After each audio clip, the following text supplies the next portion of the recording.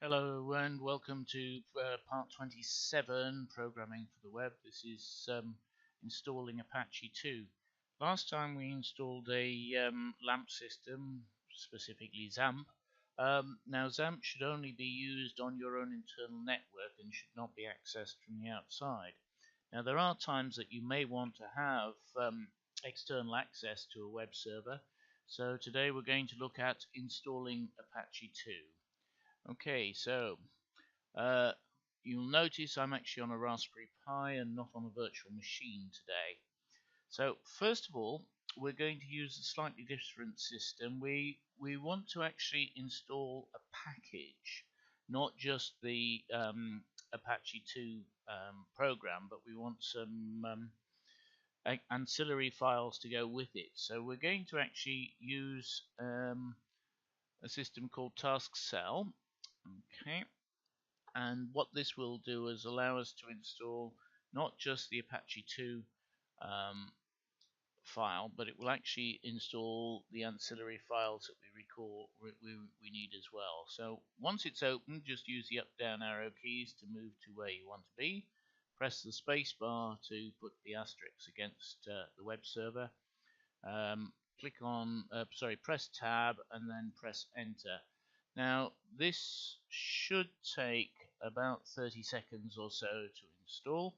It shouldn't really take very long. Hopefully there are no errors. Nope. And that's all there is to it.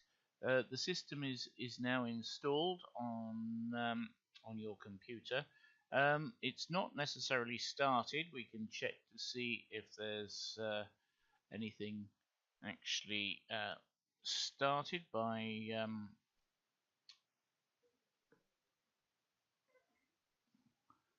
and as you can see, it's not started. So now we actually need to start the server.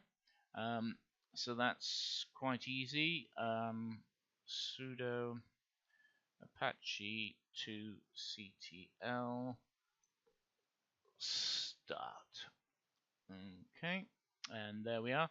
The server's started, but this is and we can check that now because we now have the HTML there. The server is started, but it's not running as a service.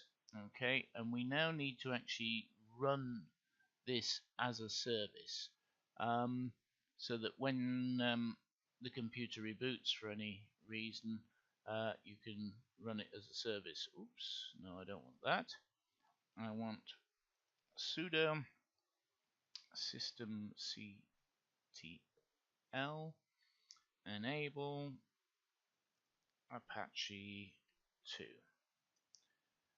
Okay, and that will ensure that now the system on reboot will set the started as a service. That's basically all there is to setting it up. We haven't done any configuration files. We haven't looked at any of those. We can actually check to see if it's working. You'll need to open port 80 in your firewall, but to do that, the IP address of my